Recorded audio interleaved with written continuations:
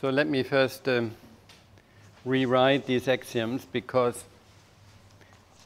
just to have them ready, we may need them later on. So first of all, we have a subset of some Euclidean space, and then we have two groups of axioms. The group 1 should be considered as being topological.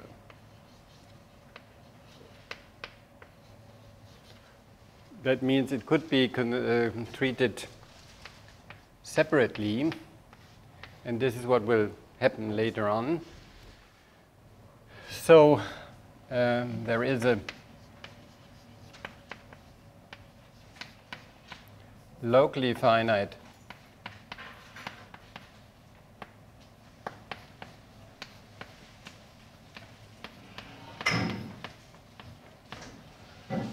to make this clearer, a locally finite partition. And the partition is a set of subsets. So I write it tautologically of W. That is the first axiom. So we decompose into, you could at this level call them pieces, which is not unusual, into pieces. And the second axiom was the condition of the frontier.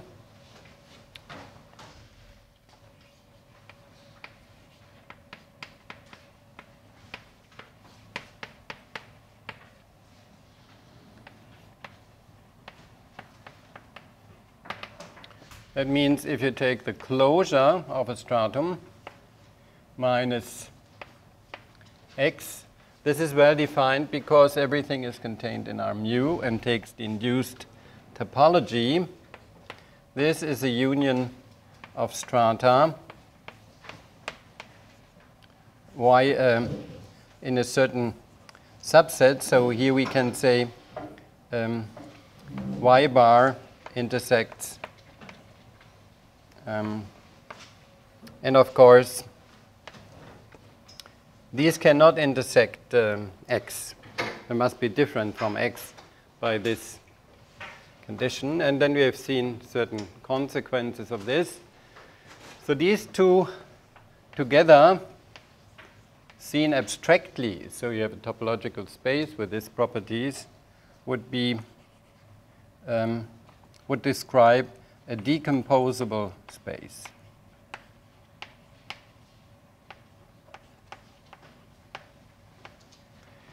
And we would have here, again, this order relation I described. But knowing these axioms, it's only a pre-order. It's not a partial order. Or Bourbaki calls this an order as such. But there's a different use of language. So that means x less or equal y and y less or equal x does not imply that y is equal to x on this level. But with it is really condition B which does it. So this is topological setting. And the second group of axioms could be called, it's not really analysis, it's differential, let's say geometry, even though there is no metric, but it is really geometric thought behind it. First of all, the pieces are embedded submanifolds. Here's an embedded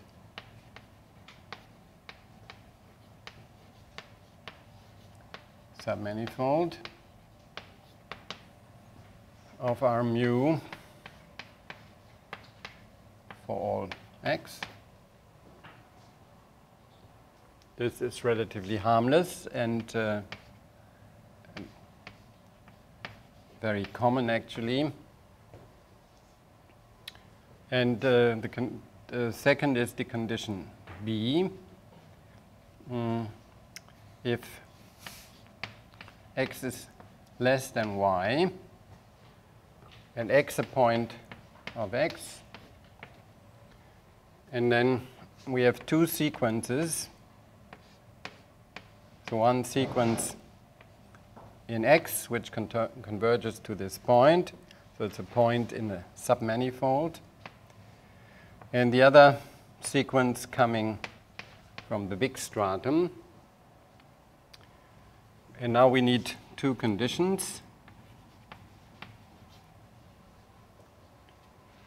Let's say call this the condition A, which actually is why this nomination occurred. The tangent spaces at these points converge as n goes to infinity to some space tau. And since we are in Rn, this is completely unproblematic. You take the orthogonal projections on these spaces, and then you have to assume that this projection converges. Since this Grassmannian space is compact, you can always extract sequences, subsequences, such that you get convergence, but you may well have two limit points or three. This means you want convergence. This is not a serious condition. And then you introduce the connecting line or secant between xn and y, which is well defined because these two have to be different. So we could take the unit vector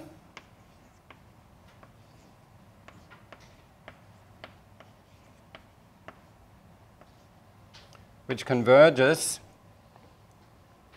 by assumption to some vector L. Again, I mean, you always have convergent subsequences, but it's not clear that it converges. If these two conditions are satisfied, then we have L is an element of tau. Now this is the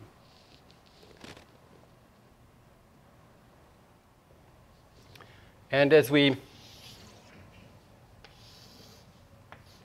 did study last time a little, oh no, there it is. This is a mysterious condition because it's not satisfied for the slow spiral, but it's satisfied for all the fast spirals, and you ask yourself, what is going on here? This is such a subtle difference. The topological aspects for both are absolutely the same. So this needs more thought. I wanted to discuss the example that Marcus just mentioned, the umbrella, as the third example, the Whitney umbrella. Just to give a flavor of why you can actually verify this condition B and how. Yeah, so we have defined this space W, which is contained in R3, as the inverse image of 0 under a smooth function f of x, y, z is equal to x squared minus y squared times z. So this we know. And we also know that this is a singular space because the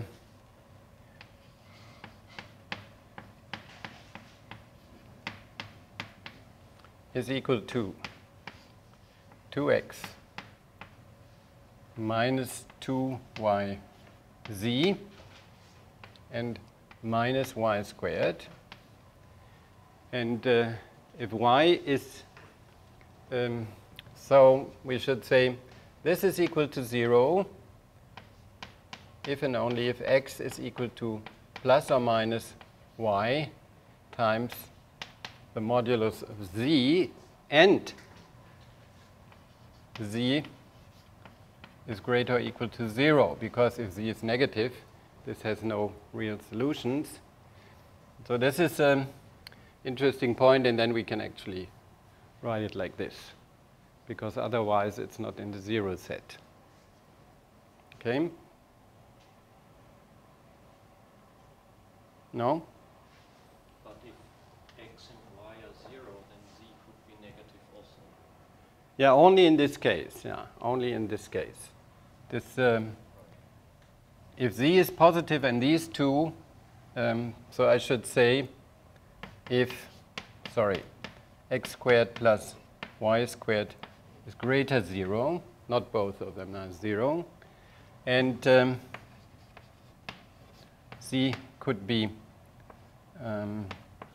in minus infinity 0 if x equal y equal 0. And this was the tricky thing about the z-axis, which is sitting here in these two pieces which arise along these lines, go to infinity and keep this in the interior. But this here is something artificial, because if you, for example, write a parameterization of this surface, the negative z values disappear. But here we need it, and so we decompose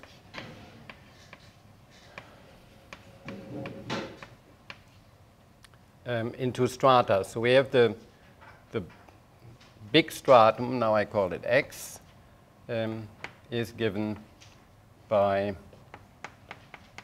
the points in W where y is is not equal to 0. Yeah. And this, I claim, is the regular stratum, because then this does not vanish for all these points. And if y vanishes, then also x vanishes. This animal seems to love us, yeah? It appears every day, just waits for us. Maybe we have to do something dramatic in order. And so this is what I called W regular. This is a surface. And then we have the singular strata. Let's see, y greater and smaller is just 0, 0, z, where z is greater or less than 0, right? And then, of course, we have a last stratum, z equal 0. This is forced upon us because of the condition of the frontier. This we have already discussed. So now we want to know whether condition B is satisfied, of course. And so then we have to calculate a little bit. There are several cases. Oops, but maybe it disappeared. There's a typical aspect of such things. No.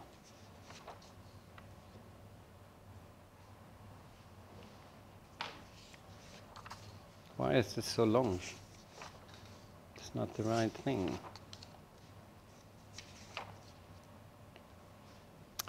So which is a nice case to study?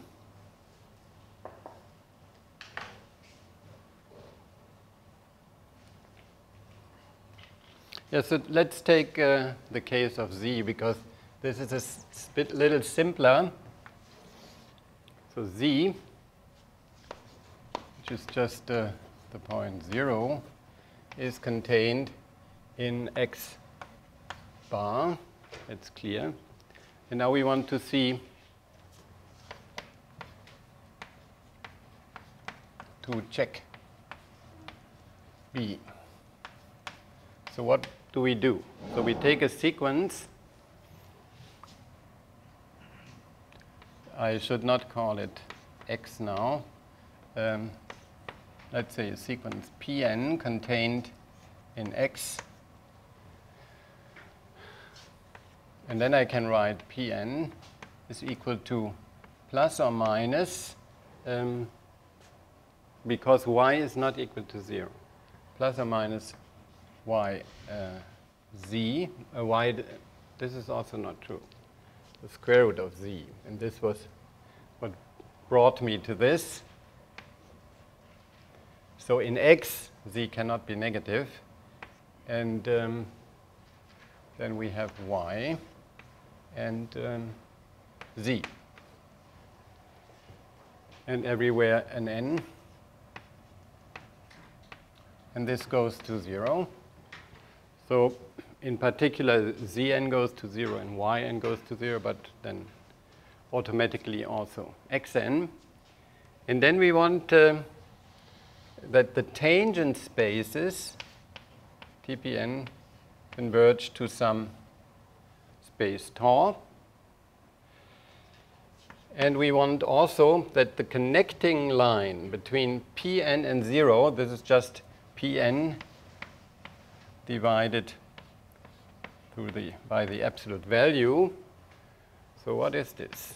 This is plus minus yn square root of zn, yn zn divided by the norm. So this is yn squared times z and another yn squared. So we get this here plus zn squared. And we have to kind of normalize this. So the interesting thing is that yn is not equal to 0. So we could divide by yn here. So this we do. And so then what remains here is Zn plus 1, which is harmless because Zn goes to 0. And here comes something at first sight uncontrollable. Zn squared divided by yn squared. And here we have plus minus. This drops out in two places. Zn, 1. And here again, Zn divided by the absolute value of yn. But since yn is not equal to 0, this will be positive. Yeah. Or could be 0. Yeah, important is, but at least greater or equal to 0. So now we have to make a case distinction. First case, this expression Zn over yn is not bounded.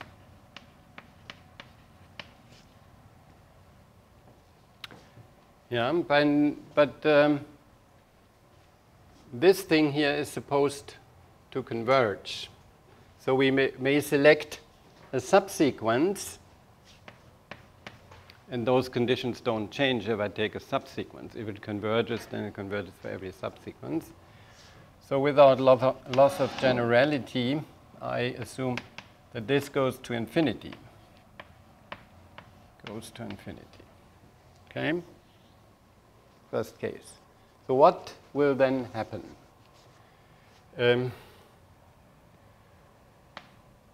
So then we take the first part. If this goes to infinity, the whole thing goes to infinity. I divide Zn by the square root of Zn by this, and this goes to 0, because Zn goes to 0, but these are bounded. So what happens here? Pn over the norm of Pn converges to a simple vector, as it seems, 2 times 0. And what happens here? So here we have this one divided by this one. This goes to 1. This goes to infinity. So this converges to 1. So we get this vector, which is just unit vector number 3, which is unavoidable in this case, the only possibility. So now we have to see what happens to the tangent space. What we should show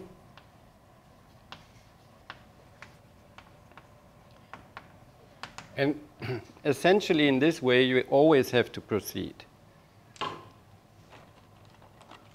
I mean, whenever you are given explicitly the description, the implicit description of the surface, you can do this. So we want that Tpn of x contains a vector. Now I have to, of course, to find, cannot take these letters for vectors anymore, so I have to take a Greek letter, or maybe this is more fun. I take a capital Greek letter. So we want to find these vectors such that they converge to E3 as n goes to infinity. Each tangent space contains such a vector which converges to this one. Then condition B is satisfied. Okay, how to do this? Well, we know the tangent space. That is the nice thing. The space Tpn. So it is equal to the vectors of the form alpha, beta, gamma, such that this is orthogonal on the differential. Okay, so we have 2 alpha xn minus 2 beta yn minus gamma yn squared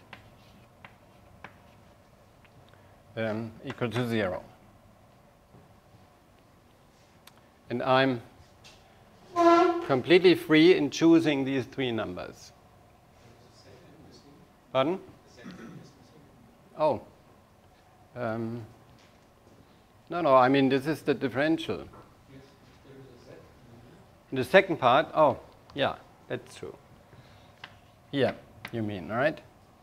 This is true. Yeah, it's very difficult to translate this from one board to the other. Okay, so it would be an intelligent idea. I mean, these are really also, should also have an n, yeah? Because I have to make a different choice at each point. So what would be a good idea is to try gamma n equal 1 or minus 1. Doesn't matter, we could put it equal to 1. Because then I have a certain hope that the other part disappears, and in the limit I get the vector I want, right? But of course I have to satisfy this.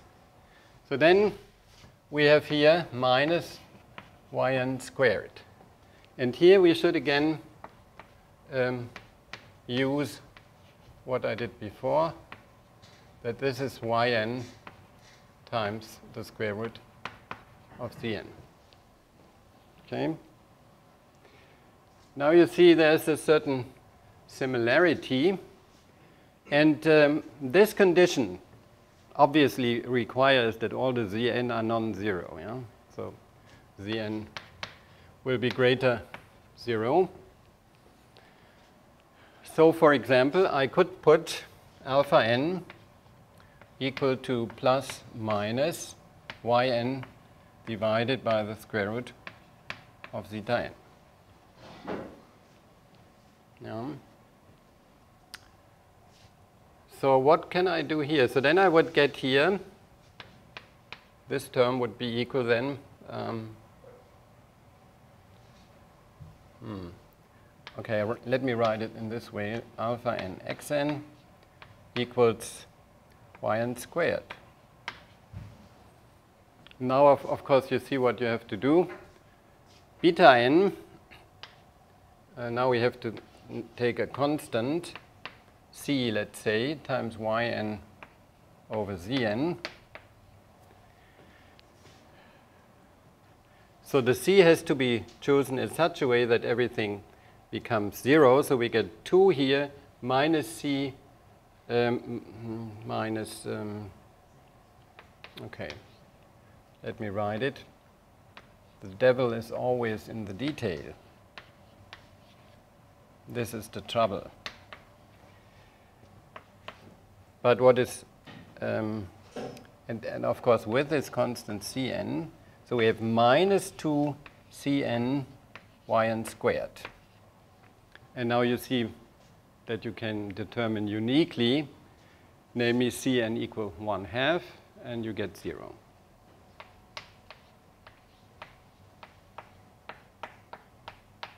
And then the condition is satisfied. Yeah? So the idea is, if you have an explicit description of the tangent space, you play with it until you find something that converges to the prescribed vector, which is this here. And all the other cases are similar. I mean, a little bit more involved because you have 2 non-vanishing terms in the other case, but I think we need not repeat this.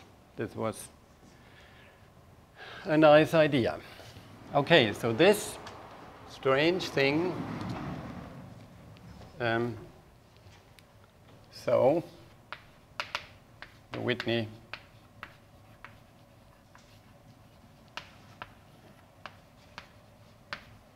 umbrella is a, yeah, so I did not give a name to what comes out of all this.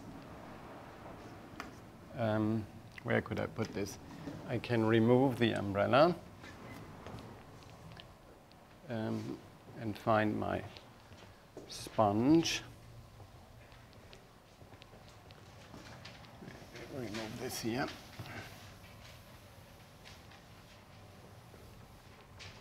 So if these axioms are satisfied,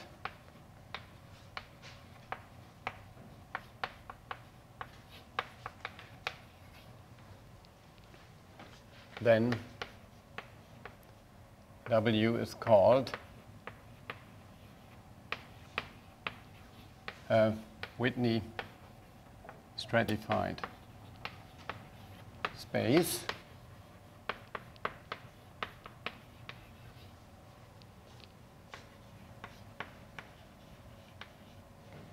So in this I abbreviate very suggestively W and S.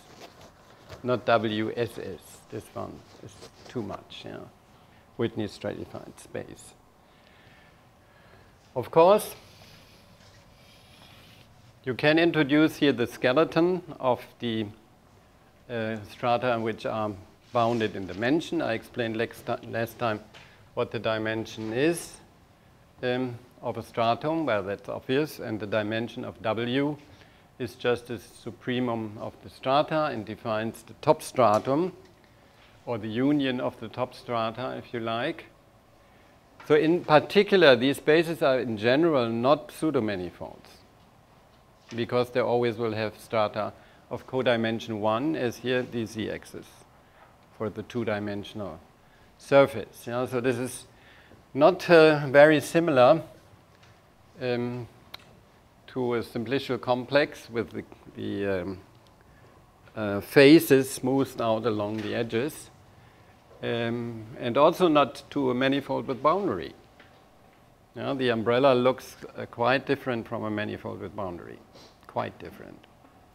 So one would like to understand these connections, and especially,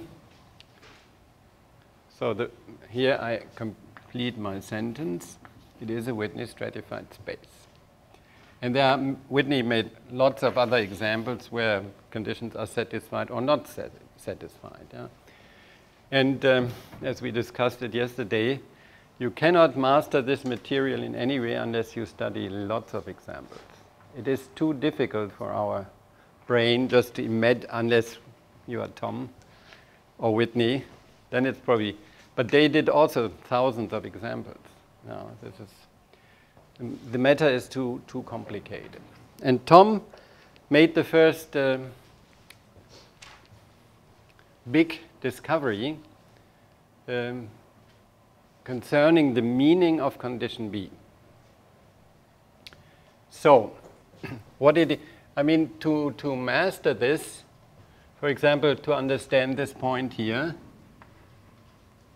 it is of course very natural from the point of view of geometry that you analyze a neighborhood like a ball, look at the pieces in the ball.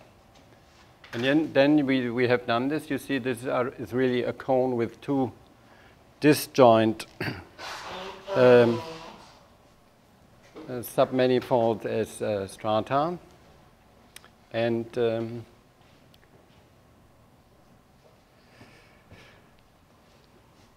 so it's like two cones sitting over this point.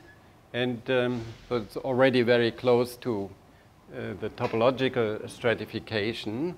But what is the general situation? And so now you can consider just two submanifolds. You need not think of anything else. So consider XY submanifolds. And this always means embedded submanifolds of R mu, such that X is contained in the closure of Y. And take a point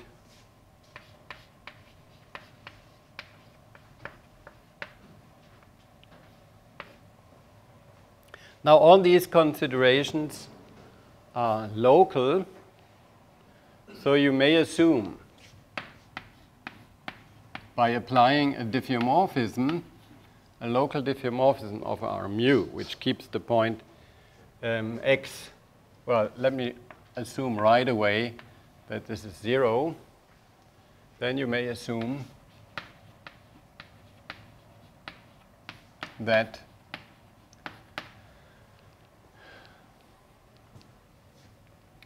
X is equal to, so we enlarge this, R mu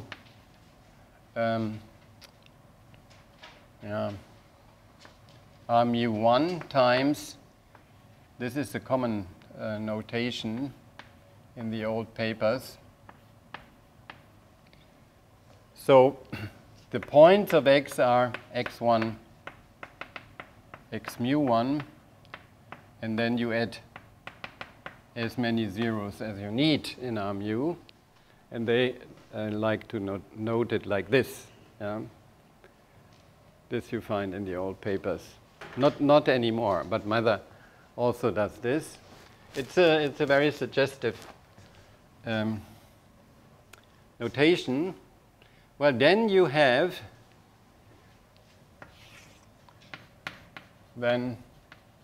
we have a natural projection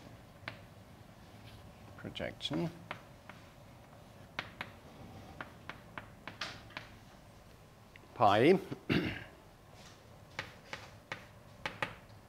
R mu 2 X, which just sends the point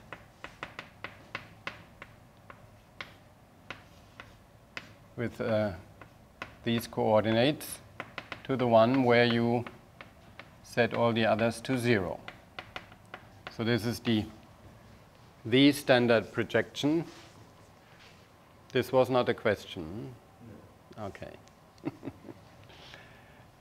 So this is the standard model of a submersion, as we know. And what does it mean? So if we take Y here. I'm sorry, I'm a little bit confused about the notation mu 1 and Mu, sorry. This is correct. This is the correct thing, yeah.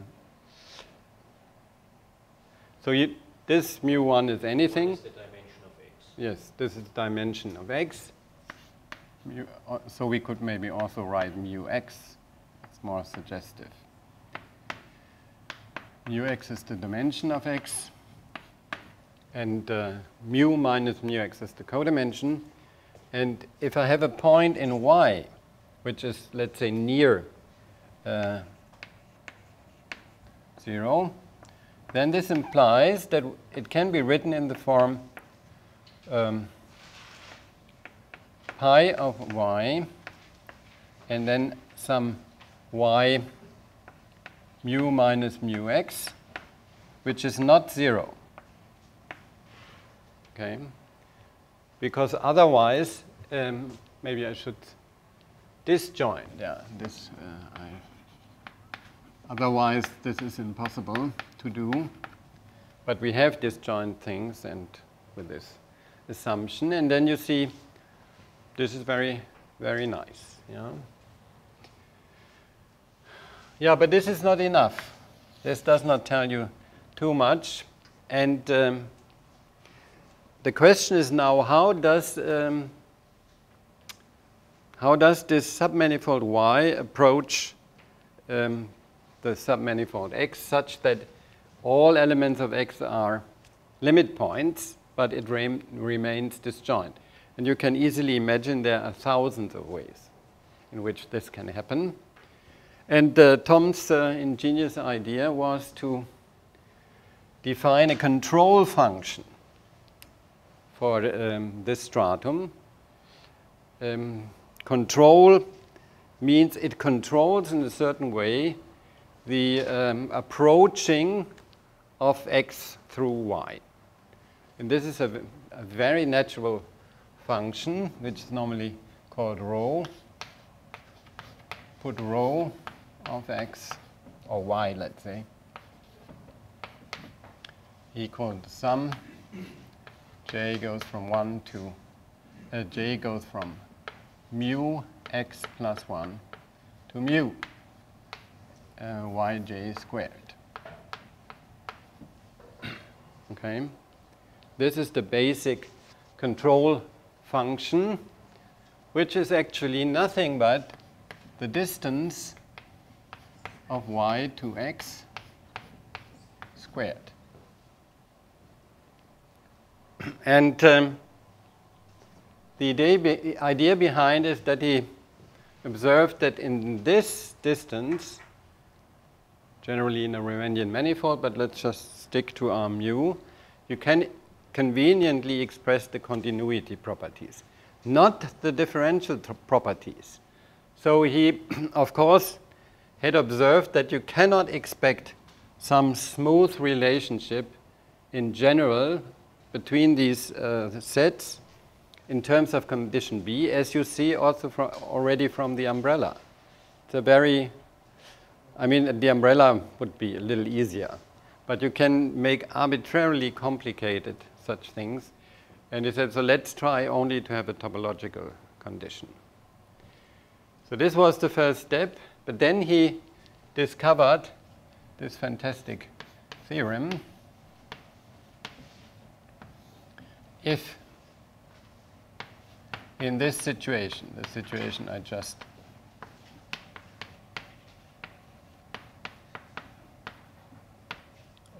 B holds,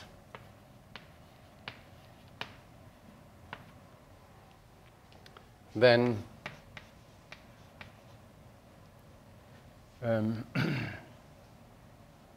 and we should say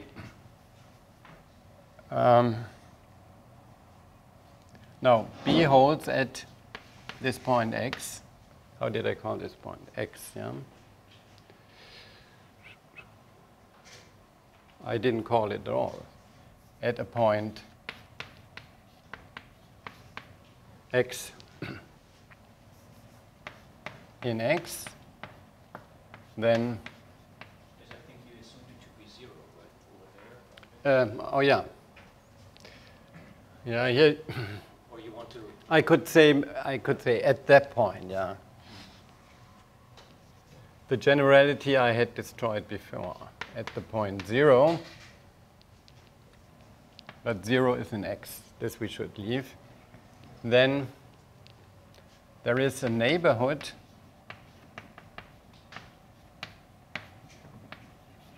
V of 0 in our mu such that, and this is conveniently called sigma. This is just the sum of these two maps from V to intersected with Y to, where does this go? To X, to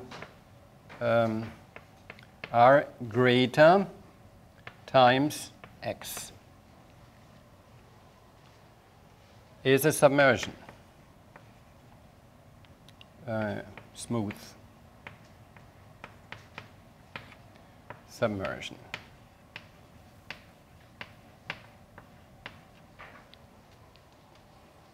This is a strong theorem with a very nice geometric proof, which you find in Mather's paper, which I always carry with me. Just take this bulletin of the AMS, volume 49, number 4, from 2012.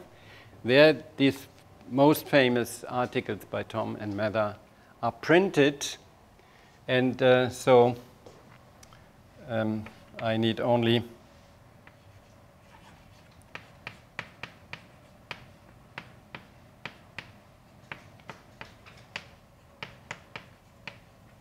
and there it is, the beautiful lemma 7.3. So, and this is so nice that I cannot even make it worse. This you should study for yourself if you are interested. But this is rather a surprising result. Yeah? Is this what's always called Tom's first isotopy lemma? No. This is a long time before that. It's the basis for it. Yeah, so this is really the breakthrough. Right. Yeah. So that in spite of all these possible complications, this will always be true. Now, this is actually a transversality argument, and condition B just gives the one vector you need to get transversality. It's very elegant, very elegant. Also, I mean, to study this helps you to understand why condition B is actually needed. You know, so here you see this is a fantastic application. Now you have something which you can do, which you can handle. But you should now think again of a manifold with boundary, like this here. And this is, of course, true. Namely, the color gives you such a submersion. Actually, it's an isomorphism. And an isomorphism which extends down to the boundary. This is far from being true here if you think, for example, of the fast spiral, the spiral that goes outside. Yeah? It is also true here. Yeah? Amazingly enough. It is true. You get a submersion. I mean, for the spiral, this does not matter because you have only one point. But this here is a submersion on the open interval. If you take the point 0, then everything is destroyed. Then the tangent vector will rotate all the time. Cannot be any convergence there. Yeah, so of course the people have asked about the converse. Yeah? Is there a converse to this? Which would mean that a certain version of condition B is actually necessary and sufficient. And this happens to be true, but it's extremely tricky. The dissertation of David Trotman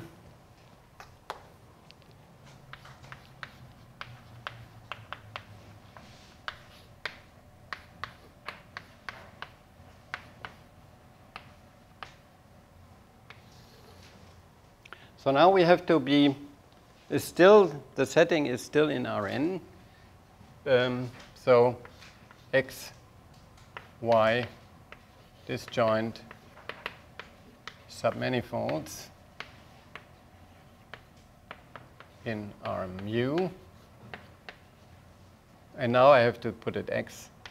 X is a point in X and contained in Y bar.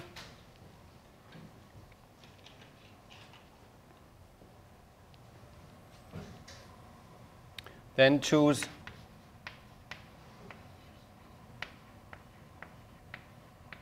a C1,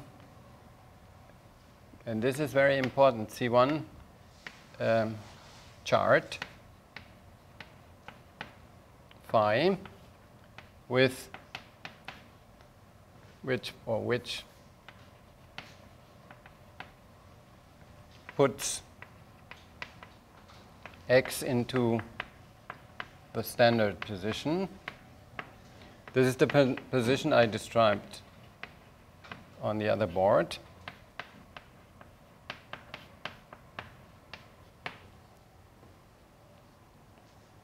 And then we get sigma phi equal rho phi, the same function I defined on the other side, and the projection p phi, which is normally non-trivial. And then the assertion is, so condition B tells you that if you have such a chart, then sigma will be a submersion. Then if for all C1 maps, C1 charts,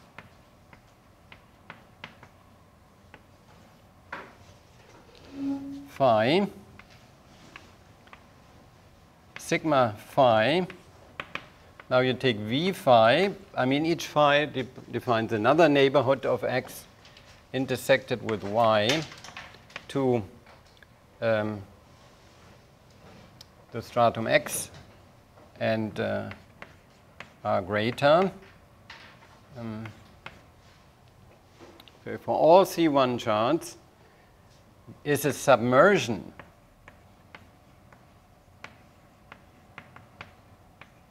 for sufficiently small. So if you have phi, you can find this V phi, small neighborhood V phi. Then condition B holds.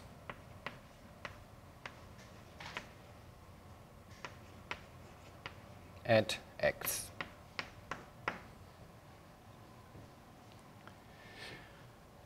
Yeah, at first sight you think, well, this is not such a big deal, but I have to put a warning here. I mean that this is the important thing. For all C1 charts, phi, the statement is false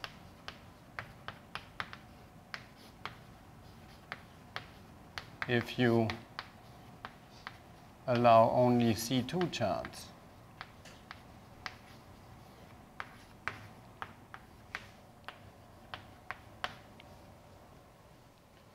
Okay, so it really depends on the loss of regularity.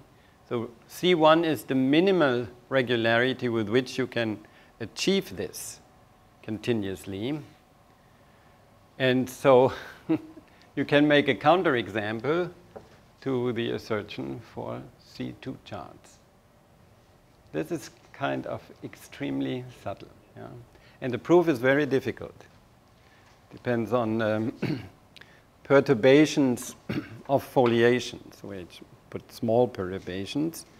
And then you need a mechanism that detects these perturbations. And this is translated because you have the neighborhood is foliated by the rho spheres. This is the foliation. This you perturb, in a nasty way. And then this condition detects it, and C2 does not. So I mean, it's a very short note, 8 pages or what, but there are many other papers behind. So these people did not repeat their whole work each time when they proved a new paper, but just said, look there, yeah, there are the. So, but I think this gives a good impression of the character of condition B. It is extremely subtle.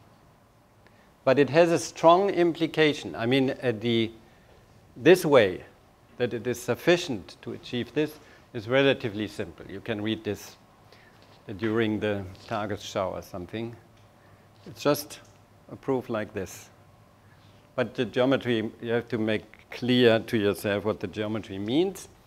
But this here is not at all trivial. I mean, this would take several lectures to expose this proof. But it shows why people were not too happy with these axioms. Even though they are fantastic short description of what you really want to do, it is not easy to work with them. In particular, it is, and Tom writes this in his very first paper, that you cannot expect to have good morphisms. Yeah? You can define immersions and submersions onto such spaces, but maybe a combination of both. Submersion after immersion, but that's it. Everything else is not reasonable. It destroys the structure of the objects. So it's not categorical, but of course one tries to find certain aspects which are. Okay, and so unavoidably, people had to do an abstract theory in order to prove more far-reaching results, and this is essentially Tom's isotopy lemma. It's kind of awkward because all the nice constructions in topology, differential topology, like forming the double, you cannot do with these things alone. Because if you do this, the double construction is actually very useful. Let's say you have a manifold with boundary, and you could then think about a stratified, a Whitney stratified set with a boundary which is also stratified, and you want to put them together. Then you have to have this collar, which you extend. The collar defines you this boundary defining function. If you take the gradient the way I described it yesterday, then you have an inward pointing vector field. You can integrate it. Then you always have 1 in differential topology. So you get a flow. And if you put these two things together, what you do is you let it flow backwardly in maybe I should write this more forcefully. Let's say these things are all like this. Yeah? So then if you reflect them, they show in this direction, and you don't think that this is smooth. So you reverse the orientation, so you get a flow from here to here. But now you have to be very careful. So you have two open manifolds which are joined here. Here you have the color, which gives you now a homeomorphism to minus 1, 1 times the boundary. And so you construct an atlas taking all charts from the interior. Then you have a very good, and the same on this side. And then you compute the transition functions, and you see no transition function will touch the boundary if you try to understand smoothness. And so this is a smooth structure, even though it looks awkward. Yeah? And no matter what vector field you take, they're all equivalent. So actually, they are isotopic. You can deform these two things into each other. But this subtlety has to be kept in mind. Yeah? This is, and this you can do for a stratified space, I mean for a Whitney stratified space. The reason is that now you need vector fields which are tangent to the strata. Yeah? The strata which are coming in, let's say, in the, let's think about this being smooth, but you have some strata going along here. Then you want them to be tangent to the strata, and then the flow will not extend smoothly to the whole thing. Yeah? So you cannot get this as a map in Rn. You have to stick to this. The Thom control shows, however, that this flow can be extended continuously to everything. But to do this, you need a more general setting. And this setting now goes like this. This you also find in Mather's paper. And I mean, Mather never says anything that he doesn't prove. So he does not speculating, nothing. Very different from Thom, who always gives explanations. No, he is completely dry, but extremely precise. And so you can do now the following. You start with this, but then you need a topology for this space. Yeah? Otherwise, it doesn't make sense. And so, of course, you take a lot of Rm, mu, or let's say any smooth manifold.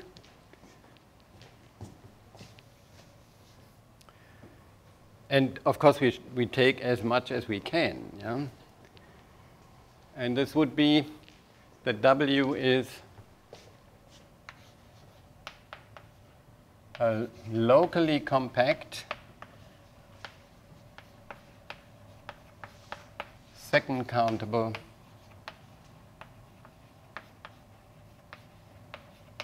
Hausdorff space.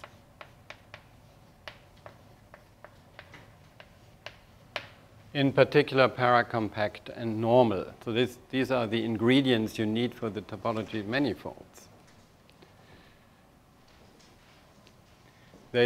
You also find wide varieties of assumptions in the literature, like separable and metrizable. Metrizability is a consequence of normality. Yeah? So that's okay. Not going into this any further. So then these axioms make sense, right? Do this as before, but this doesn't make sense. Where should we embed? Yeah. So you put here, or you get from here that these pieces are always locally closed in the whole thing because of this condition. Yeah, this means that the boundary of a stratum is closed, and therefore, as I wrote it down yesterday, each stratum is the intersection of an open set in W with a closed set in W. This is good. And so what we assume here, so X is a topological manifold. This is perfectly compatible with what we have. X is a topological manifold in the induced topology from W with a smoothness structure. So that's an atlas, smooth atlas structure.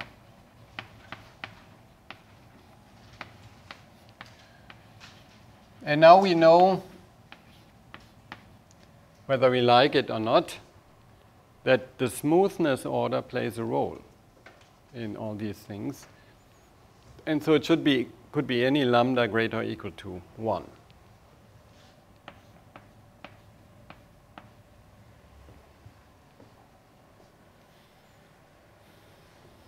Yeah, unfortunately, this cannot be translated in any way into the new situation, right? You can do it if things are, these strata are lying in some common manifold, or if you can represent it in some manifold, but otherwise you cannot. So,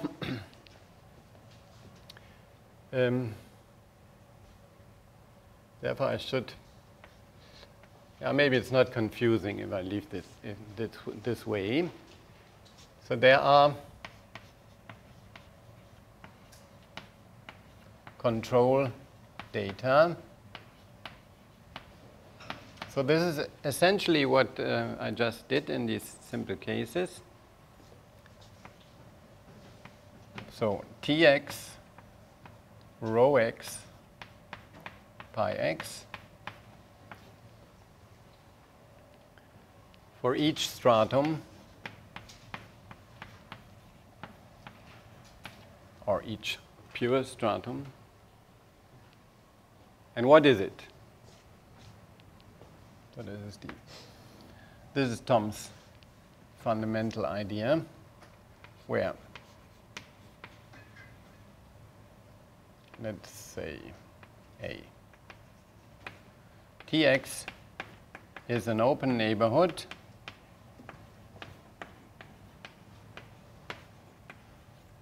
of x in W. Just any.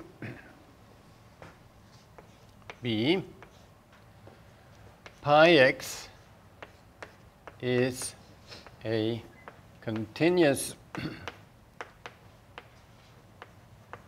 retraction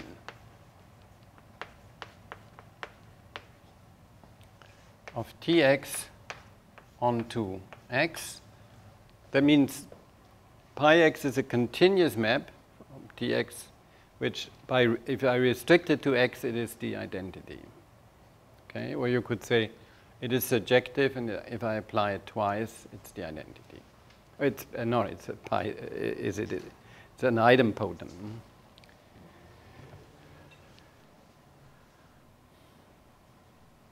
Okay, so you see this is a relatively weak model of what we had before so far.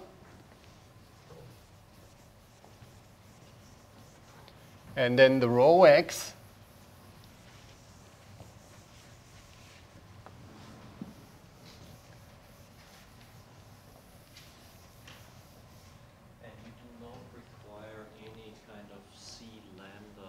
No. I don't have it because I just take an open subset in this. Yeah, in the Euclid. All of the strata have such a smoothness structure, so one could say the restriction of pi to the various pure strata. Yeah, but this would be. But you don't.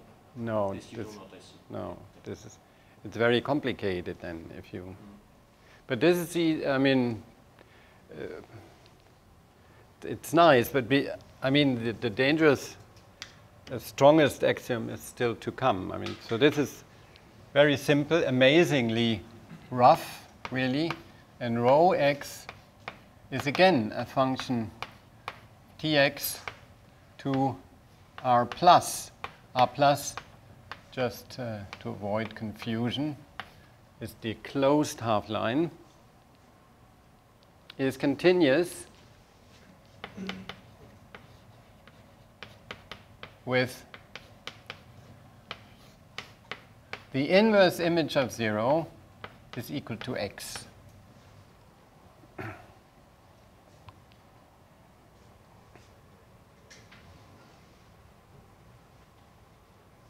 So I guess this is called the projection.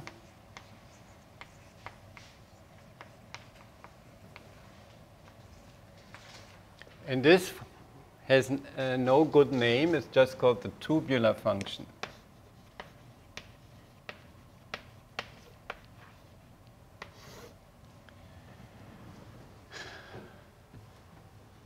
So there are control data, which means that if you're given this space W, then first you find a partition into manifolds, and then you have to define for each stratum such a tube. You would think this may not be so difficult, but now it becomes difficult. Namely, now you say sigma x equal rho x chi x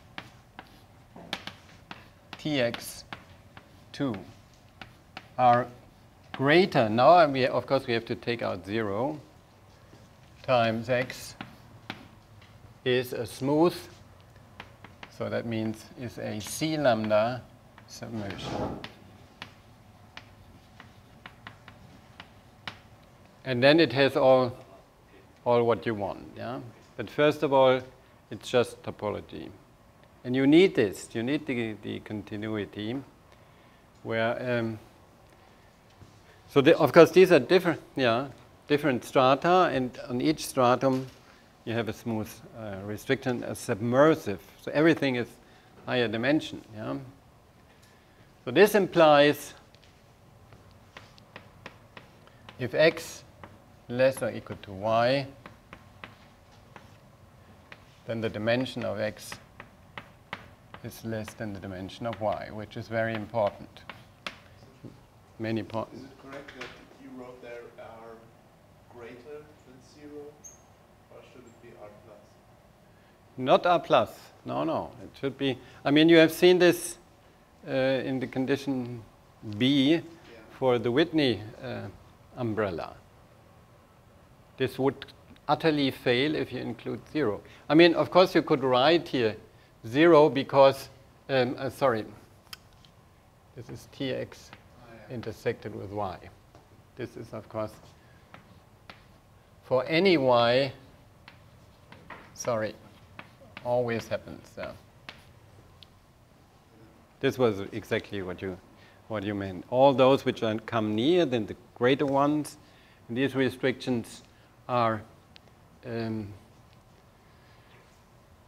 have x as limit points, and of course x itself is not touched here because y is disjoint from x, and it could not be because this is the set of singularities.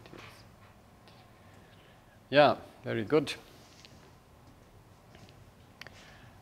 Maybe at this point we could stop first of all and ask ourselves what's happening in the Whitney stratified case. Yeah? So how do you construct this? And actually, basically, I have done this. Yeah, you give this, you do this construction locally with a suitable chart, and then you construct a tubular neighborhood, and Mather is extremely careful in defining the most general tubular neighborhoods. It is not sufficient to say, okay, I take a Riemannian metric and I take the normal bundle and the normal exponential map.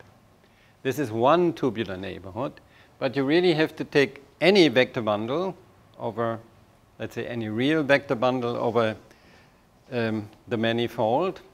You put a norm on the fibers, then you can say what is the epsilon ball in that bundle. Then you assume that you have a diffeomorphism from C lambda diffeomorphism from this picture to a neighborhood, which is called then a tubular neighborhood. This is the way a tubular neighborhood should arise, and this gives you some properness conditions in the embedded case, in the Whitney case. The properness here is a bit more tricky, in that you have to work by hand, but if you have local compactness, everything is not so difficult. We need not discuss this. So then this becomes the projection.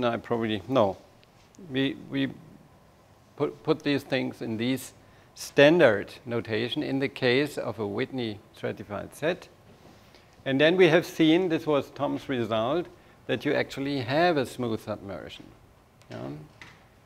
C lambda, greater or equal to 1. Now you understand that this is very difficult. If you want to understand condition B, but in praxis, you can work with C infinity for most cases if you want to do analysis. And you can put yourself in a more comfortable situation. So this is understandable. Now there comes a set of axioms which I do not want to explain so well. Now we have to have compatibility conditions.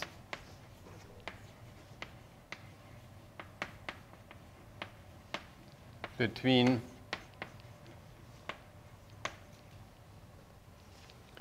Tx and Ty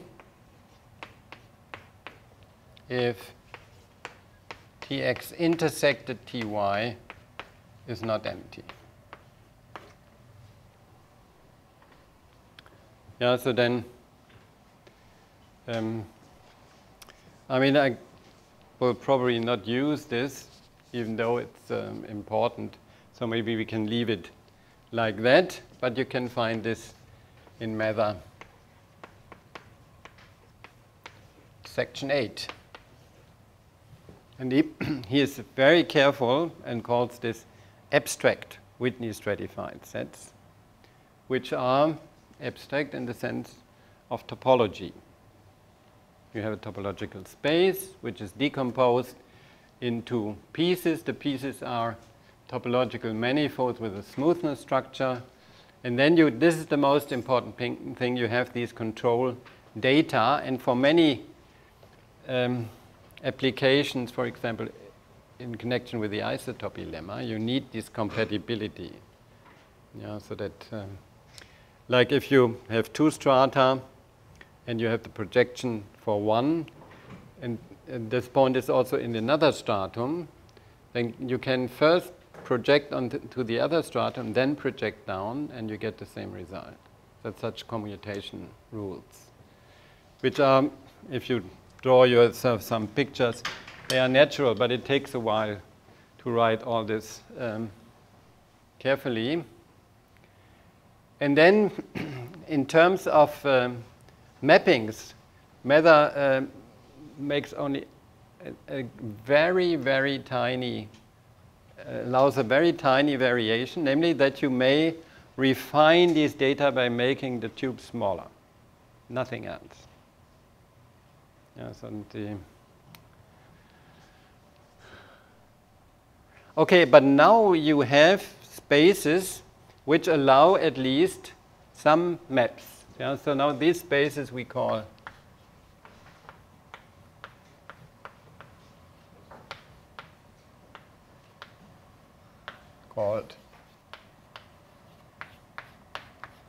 AWS, abstract Whitney stratified.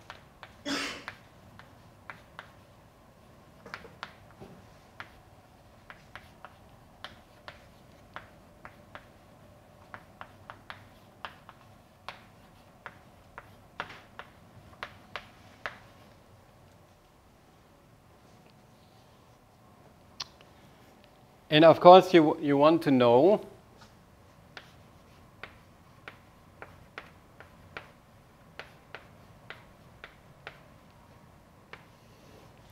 what is the relation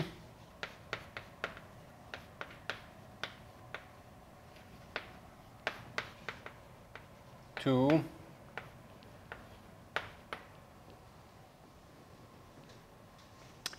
and one part of the answer I have already given.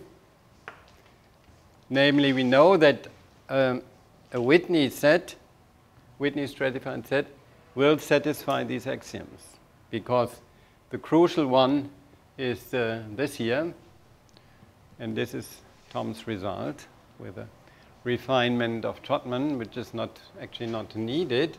But the other question is, to some extent, maybe entirely open.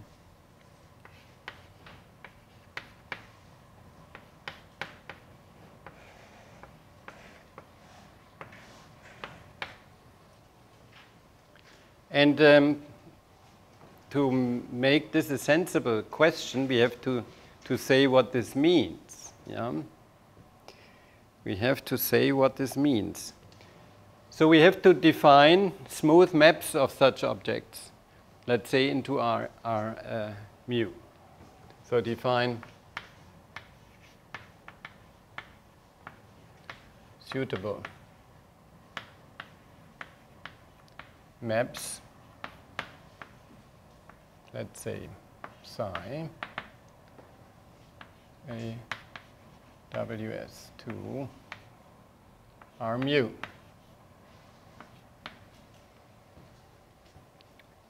Maybe this is too rough. So here we have an element, and we map this abstract topological space into R mu, and such that psi of w is a Whitney set. Yeah, so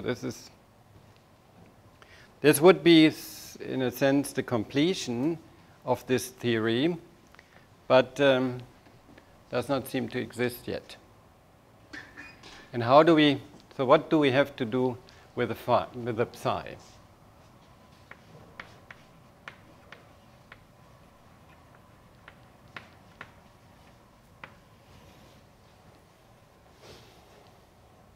So just look at this. Psi w to psi of w. I mean, I lose too much if I don't require that this is a homeomorphism.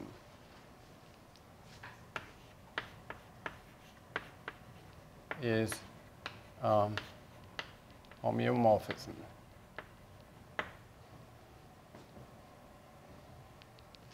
Then psi restricted to any x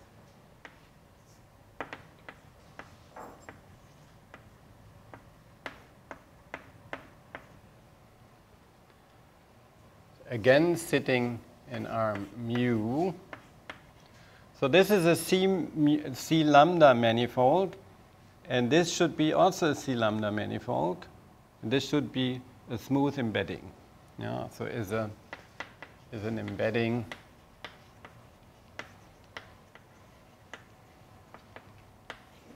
of C lambda manifolds.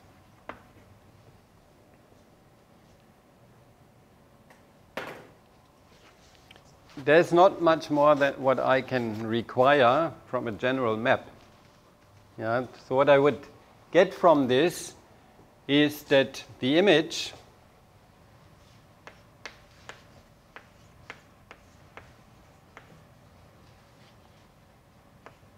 has a decomposition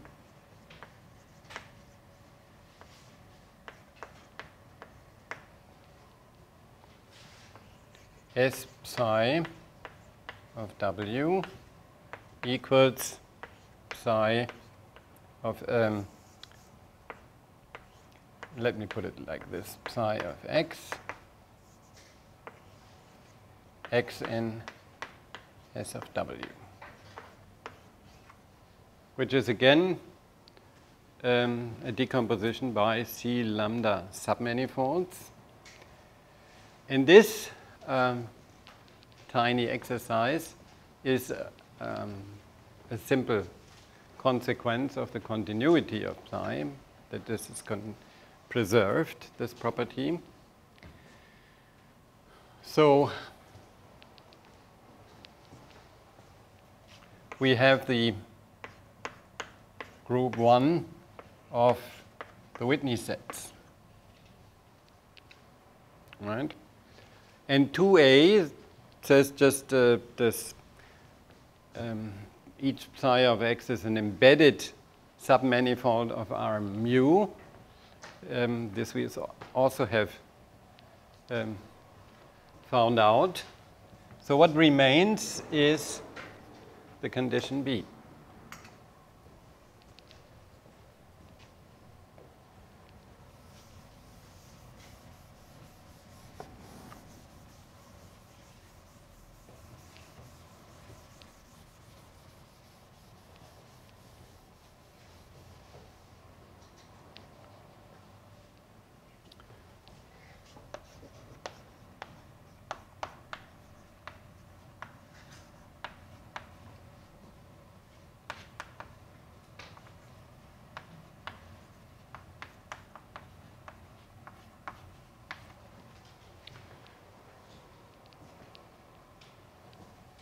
So how should we call these maps? These are stratified diffeomorphisms, yeah? Stratified, or C lambda stratified.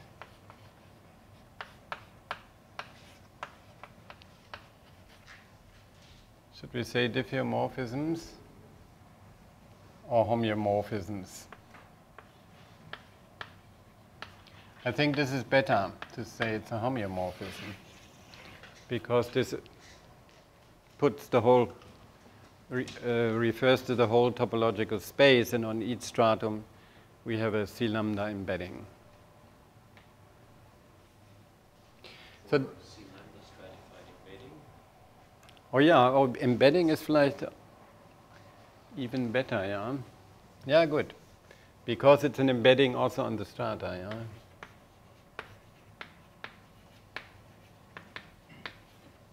And so we can make now the question precise. Precise question.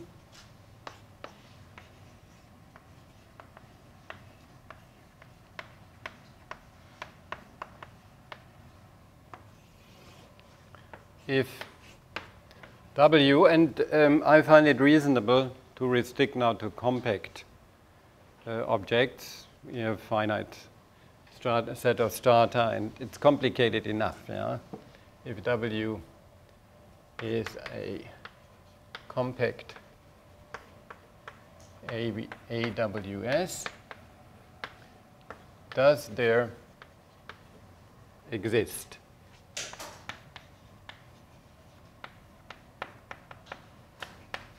a stratified, C lambda stratified is a, so I should say here C lambda, because we should, I mean, Mather says always smooth, and says smooth means C lambda, for lambda between 1 and infinity. But let's point it out here. C lambda stratified embedding psi W are mu, and mu is of course a dimension which depends on W, such that psi of W is a Whitney stratified set. And here we have to put a question mark. So that means, first of all, we want an embedding for the whole thing, and then we want to verify condition B. So I don't have much time, but maybe I remind you here of the Whitney embedding theorem, which is quite important. At least I think it's the right idea to use and to modify. Whitney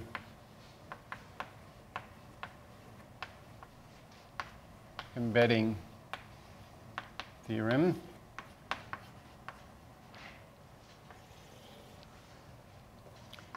The case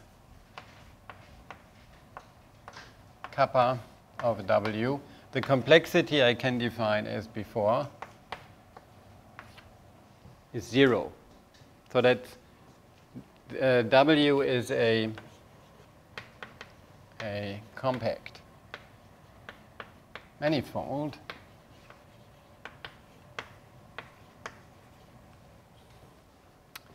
So then do the following.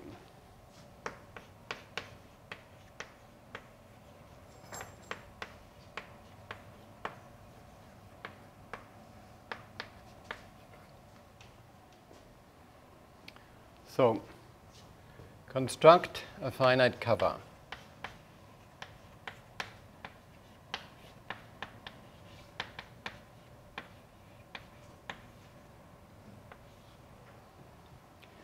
A finite cover by open sets Vj, which contain, so I don't know, is this notation allowed in topology, the double inclusion.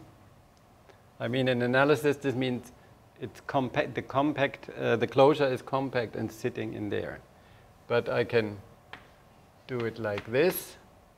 Contains uj. J goes from 1 to R, where uj is an open cover. So it's a smaller cover with uj bar contained in Vj compact. And it's clear, I mean, this is complicatedly written, but it's clear what it means. You take a point, take a neighborhood which is diffeomorphic to Rn, and take the pre-image of the unit ball. Then, for example, you have this. Okay, so this is, I call U. And choose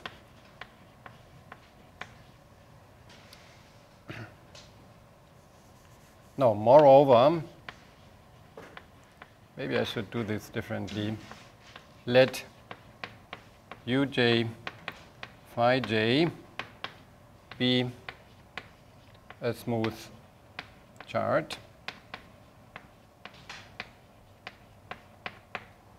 for this manifold, and fj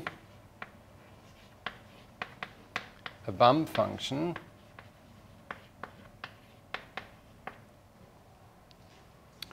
for the pair Vj, Uj. That means Fj is a smooth function with compact support in the big one, which is 1 on Uj. This is, I mean, that even for a topological bump function is defined this way. Yeah, then this is the very nice idea. Then psi